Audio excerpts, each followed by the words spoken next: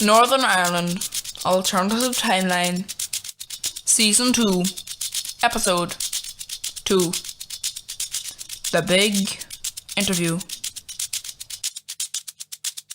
Yeah, that's a pretty big deal, isn't it?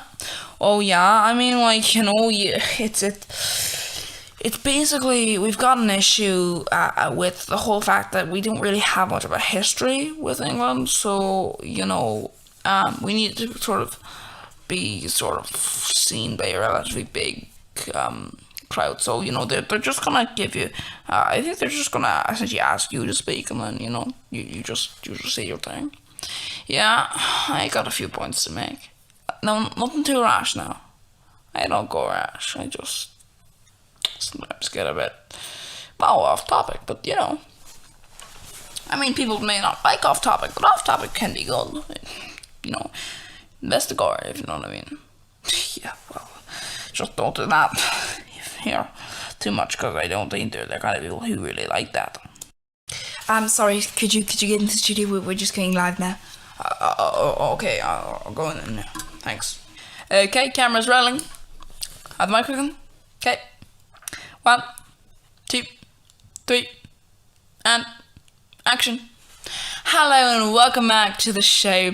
Today we've got the leader of the Peace Party of Northern Ireland, and they're going to be talking about some of the policies that they are bringing in this time round. So the recent election has come in for Northern Ireland, and you've been apparently, surprisingly enough, selected. So obviously there's more focus on your party now. I mean, originally there wasn't much focus because no one thought you'd win. What? Well, no one thought you'd actually win, so there's no real focus on your party. No one thought I had a chance. But now that you do appear to have a chance, it appears that you may actually need to explain your points. So could you go ahead and give us what exactly you think this whole thing should be about, and what exactly your policies might be? Well, the main thing that we'll be doing, and this is something which I find a lot more parties need to be doing, is, start stopping policies that are, racist, homophobic, sexist, these kind of things, and some policies that are, either pro-left or pro-right, or, whatever the case may be, or, pro-business or pro-poverty, whatever the case may be. I think this needs to end, because you need to stop just saying, someone is pro this, someone is pro that. They're not pro that. They're a democratic leader, and even an undemocratic leader, even the highest dictator, even someone who rules with a grip, is not supposed to simply say, no, this is pro this is pro that. No, that shouldn't be your viewpoint. Your viewpoint should be pro the country. Now, obviously, I'm not one of those idiots who then take what they say and say, what I say is pro country. No, because I'm willing to admit sometimes that my views might be wrong, and it is your job and it is the public's job to say, no democratic elected person, that is actually incorrect. That does not benefit our country. And obviously you could argue, do you have the power? Well, that's one of the things I would actually say we should have first. Basically, people say, union with Ireland, union with Britain. I am pro the union with Britain, okay? Do you understand that? I'm pro the union with Britain. I do not want to be on Ireland, and I do not want to be on our own either. But I am not pro having them control us completely. Because at the end of the day, why exactly should a small enough country, right, a country which is, very colonialistic, and I understand. People need to face the history, okay?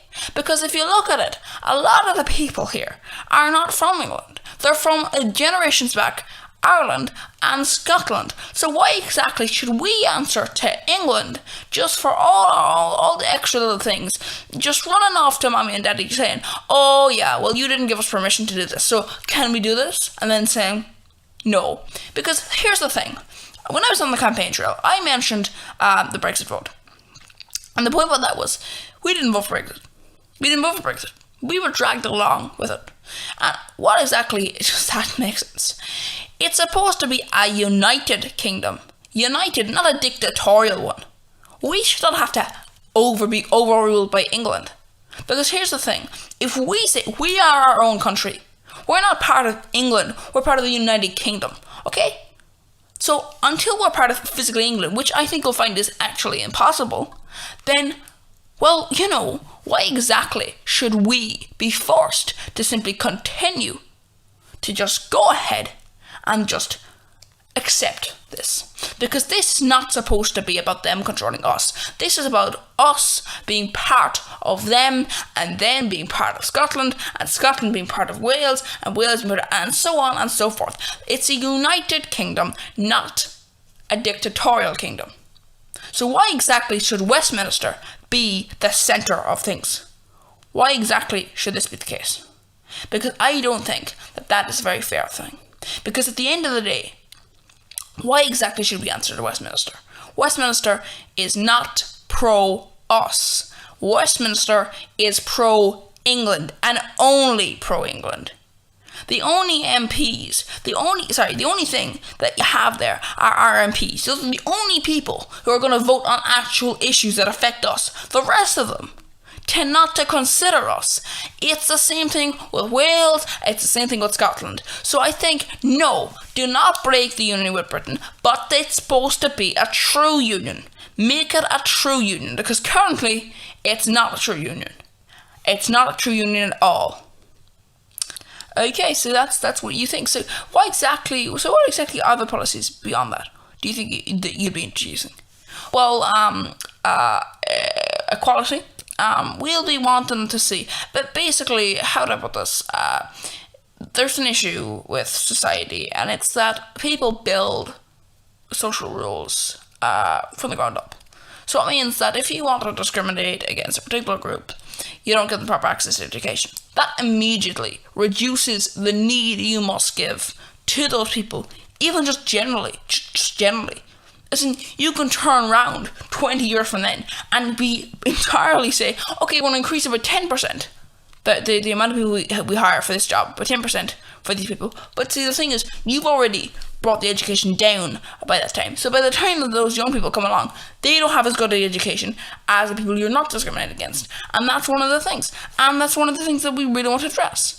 Because if you have, at the end of the day, the bullying, the discrimination throughout your life, then obviously that's going to affect you. And that's going to affect a generation.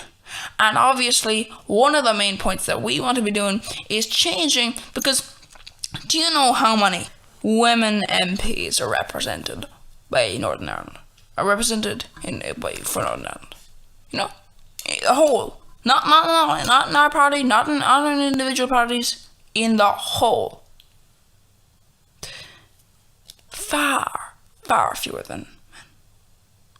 And you see, people will turn around and say, well, that's the voters. No, because if I am a party leader, you know how many women our party put forward?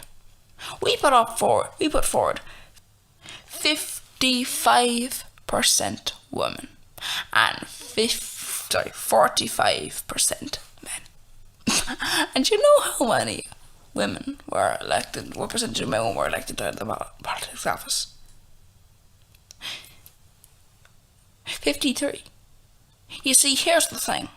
If you're going to be discriminatory about these things, you cannot continue to be discriminatory with these things, because the fact is, that doesn't work on some people. This doesn't work as a thing, because at the end of the day, you cannot say that. Because at the end of the day, who really wants to hear from someone who says, oh yeah, this is okay, or this is okay? Because it's not okay.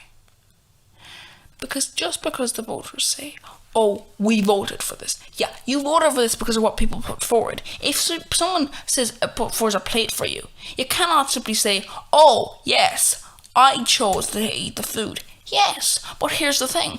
If that food was disgusting, you'll still have to eat it, because if you have no food, you know you will die. And that means that you are most likely going to eat the food. So you cannot then say, someone can't turn around and say, well, no, they chose to eat the plate of food.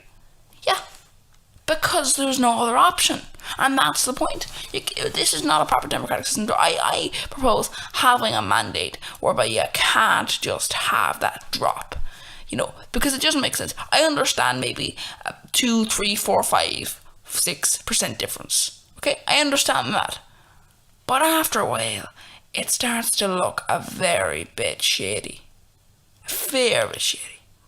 And I propose that an introduction of an act which would mean that a party leader would be allowed to be removed if they broke certain things. Now, obviously, you might say, well, what if it doesn't get enacted? But that's the point. I am going to campaign for it to be enacted. I'm not saying it will be enacted. I'm saying I'm going to campaign for it to be enacted. Okay? And that's the point. That's the point I'm trying to make. At the end of the day, that's the real issue you got here. Well, I mean, some people would argue with you. We people would say, well, you are definitely, fairly left. Look, I don't know if people find this incredibly hard to understand. Did you completely miss my point? My point is this. I'm not left. I have some leftist style ideology. People seem to have this idea, left's right. No. People label left right because it's an easier thing to label people. However, in the modern society, people have begun to use left or right incorrectly, in the sense that you just made when you just said you're left. I'm not left. I have some policies that are leftist and some policies that are not. Okay? Can you comprehend that? Well, my point is this. Your policies are mostly left. Look, no, my policies are mostly not really corrupted. My policies are not, in the position where I'll go, oh yeah, this big businessman is coming over here, he wants to expand, he wants to have a massive thing. I'm not, if I was in charge of taxes, for example, I wouldn't just go, oh, let's cut our taxes to 10%. Or let's cut our taxes to 5%. Or even just to bring it to the Republic around it. That is not something that I'd be doing. That's obviously not especially right. That's not a very rightist, view. But still, would you say it's a wrong view? Well, big businesses provide jobs. Yes, but you're missing the point. If Johnny, comes into your town and he buys up a bunch of land and he gets rid of all of these little factories that are making things, right?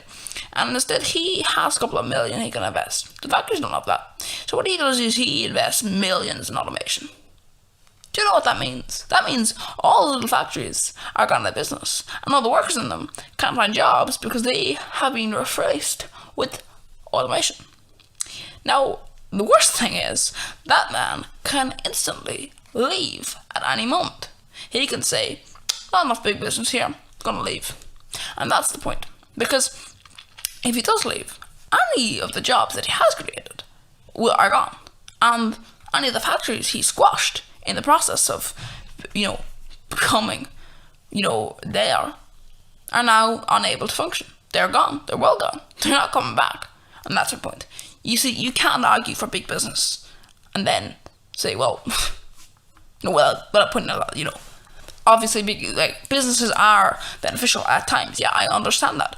But the point is, once you reach a certain level of wealth, once a business reaches a certain level of wealth, they have to crush the little guy. They have to. They cannot reach that level without crushing the little guy. If all the wealth was evenly distributed around the world, once you go above that line, you are instantly saying you must have crushed the little guy at some point. Because you can't have reached that level without making somebody go down below that level. Now, obviously, they may have been down already, but the point is you push them down further, and that's the point. So that's why I want to make this point. Because you keep saying this, but I'm making the point that you cannot argue that is a leftist ideology. That's not leftist, that is just accurate. Well, we'll be back after the break. After these. Does your body feel like it needs to be washed all over? Well, try new Sundance shampoo. The shampoo that is ethically, lovely, made. Enjoy Sundance shampoo. The best shampoo in all the world. Evil health products, trading under the name Sundance Shampoo.